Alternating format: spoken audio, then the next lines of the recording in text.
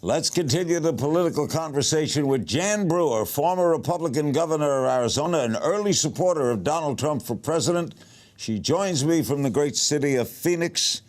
You said back in November, Governor, you'd be advising Trump's transition team after you predicted his victory. What has that advising taken? What part have you played? Well, Larry, first of all, I'm absolutely ecstatic that Mr. Trump won, and I just left the Electoral College vote today, and 11 votes were cast today for Donald Trump. So it's finished from the beginning to the end. I've been there. I have worked with the transition team in regards to policy regarding the border and education, and so I am enjoying that immensely. And I hope that I get to continue to have somebody's ear in regards to the way the direction of our great country is going to go. There were rumors that you were being considered for Interior Secretary. Was that discussed? Well, you know, I spoke to Donald Trump early on, and we did discuss a little bit about where and what I maybe might want to do. And he said he would never forget me, which I was honored that he would say that. But I do not want to leave Phoenix, and to take a cabinet position like that, I'd have to pack up and move. And there was no way that my husband was going to leave Phoenix, and I'd be back there all by myself. And I think that I could probably serve him in some capacity here in Arizona. So we'll just see. If not, I'm perfectly happy just being a cheerleader for him. You endorsed him early on in the election. What attracted you to him? He was not part of the Republican establishment at all. What attracted you? Well, I had known Donald Trump. Well, I knew Donald Trump prior to him deciding to run for president for a couple, 3 or 4 years before that time. And I'd been up to the Trump Tower and visited with him and met with him. And I was duly impressed, always a gentleman, and he was so intense about asking questions. And he was such a great listener. And then when he decided to run, I sat back and I watched for a couple of months. And I thought, you know, he's just going to deliver the goods. He's going to tell it like it is and get the job done. And I knew how angry America was about the way the country was going, and I knew that Donald would be refreshing, a breath of fresh air, somebody that would communicate directly with the people. He wasn't a politician, and I got on board, and from that moment on, I just I couldn't have been happier. There were times, of course, that I thought maybe he might not make it, but the next morning I'd wake up and I'd realize that he is what the country needs, and I'm just thrilled that he's going to be our president come January. Do you have any concerns about him tweeting out at 3 in the morning, making comments? You think he'll continue to do that as president?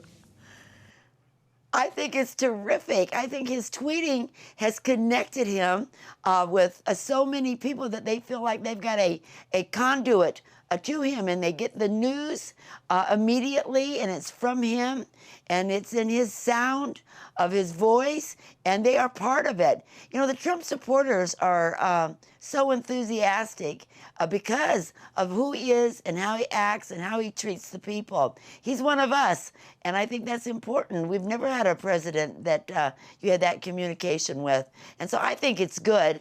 I don't know if it will continue, but I think it's great for the public, great for me, great for the media, and obviously they like it because that's all they talk about is his tweets.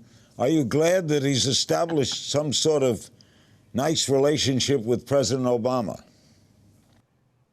I am. I think that was very good. I think there should be a good transition between the president and the president-elect and the first ladies. And from what my understanding is that it's been very well received by the Obama administration and the president and the first lady, and they attribute to that to President Bush and his wife when they did the transfer. And so, you know, you learn from experience, because I can imagine that in most circumstances, I mean, it must be an awesome thought to know that you're moving into the White House and you're taking over the #1 housing facility in the world, and lots of people, lots of rooms, and lots of things to do. So I am very glad that they both have been so well mannered and gracious and kind and thoughtful. You have written that Trump's selection of Betsy DeVos as Secretary of Education is a great thing. and you said it's proof that it will not be boxed in by labels or narrow thinking.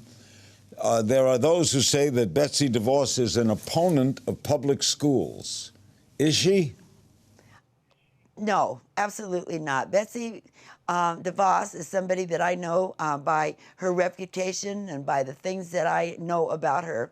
I believe that Betsy is a woman that has been such a strong leader in education for many, many, many years, dedicated to increasing our education here in the United States. You know, she wants higher standards, and she understands that we have to have higher standards for our kids, and she's going to continue to do that. She's a proponent of charter schools and vouchers, and you know, we've implemented that in Arizona, so we are connected at the hip in regards to that. And Betsy, for all things, people have got to know that what Betsy says, Betsy does. It's not just rhetoric that you're going to hear. And somebody of her caliber and her background and sense of pride in the United States is something that we should all be so, so grateful for. That's, Larry, that's why I got interested in politics, was over education for my kids. And I thought I'd join a school board, but I never got there. I ran for the legislature because they told me I'd have more of an impact. But it was all about education. I mean, that's what moms and dads care about, that their kids are well educated and that they're going to be able to be compared and compete across the United States. And now we've got 43 states that have enacted high education standards. Betsy will make sure that those continue.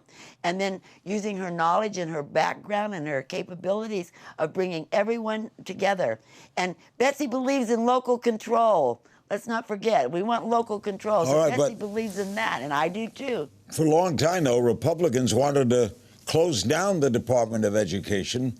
Do you think it's necessary? If you believe in total local control, why have a national department? Well, we know that the the Education Department is huge and large, and I don't know exactly everything that they do. I do think that we need some kind of a Department of Education as a clearinghouse where we can have data and comparisons and things be delivered to individual states, so we know just exactly where and how we're going to go. But it's been limited now somewhat because of the ESS law that was passed by Congress that disenfranchised and stopped the issue of Common Core. It's no longer there anymore. We don't have to worry about Common Core. And the federal government can't meddle into state government. And they stopped the funding for Race to the Top. So we can start fresh. We can absolutely start fresh, and I'm excited about it. I don't have kids in school anymore, but I got neighbor kids, and I got nieces and nephews, and I want them to get the very best education that we can possibly deliver to them. And Betsy, in my mind, is truly somebody that's going to do that. And she's a worker. And of all the people that I know, and there were so many, or a few that were, that were on the list for education, that I probably would have been happy with all of them, but I was cheering for Betsy all along. Shouldn't the children of Mississippi get the same education as the children of California? Absolutely, if it's good. Okay. Do you believe? It's good. I know it affects your state. Do you believe that Trump will stick by his pledge to build a wall? I think that the people of America, myself included, that we want our borders secured. That's what we have said forever. I do think that there's probably areas that maybe a wall can't be built. I'm not a contractor, but we need a wall. We need the fences. We need boots on the ground. We need technology. We need low-flying planes. Secure our border. And if he completes that, I think we will be happy as pigs in slop. He is somebody that has responded and started off his campaign on the border. That was one reason why I joined with him. And looking at his campaign now and the people that he's chosen, like Betsy for education, I couldn't be more happier. Border security, keep us safe, that's a responsibility of the federal government.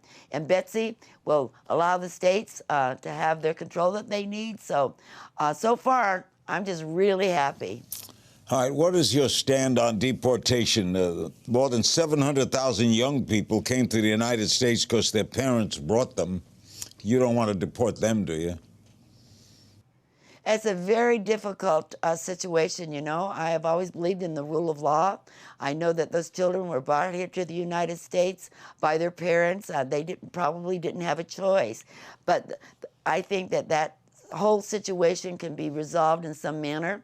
That's what we have been promised.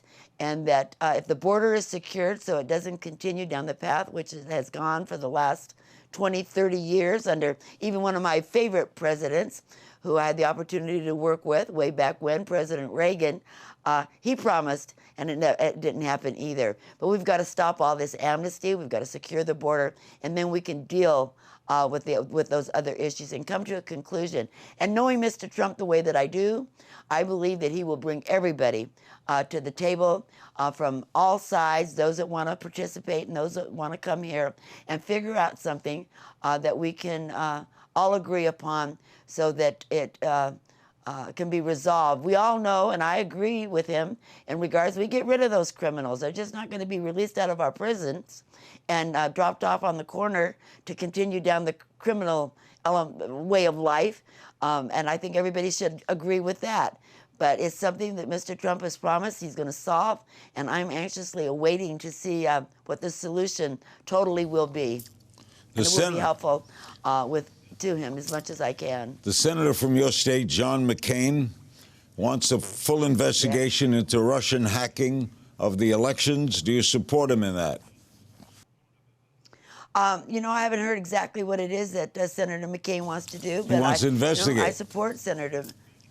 Well, he wants to investigate, and I have no problem with an investigation. I don't know who should be doing it or how it should be done, but I don't like the idea that the Russians are out there, you know, in cyber world, breaking and hacking into people's emails. The bottom line, in my opinion, is they can get into emails. They can get into anything and everything they want to, because so many of our nuclear plants and water plants, they're all operated off of computers. So they, you know, I think it's dangerous. I think that we need to know. But I think the whole issue that the Democrats are yelling and screaming about is that they believe that, you know, for some way or somehow, that it was the Russians that, by the emails and the cyber security, got him elected. Well, I don't believe that one iota. I don't, you know, the people of America stood up and voted for Donald Trump overwhelmingly, and he won fair and square. So that's just an excuse of the liberal left trying to rain on the parade. And I'm looking forward to that parade in January. You'll be there. Thanks, Jan. Thank you, Larry. We thank Jan Brewer, the former governor of Arizona, for joining us.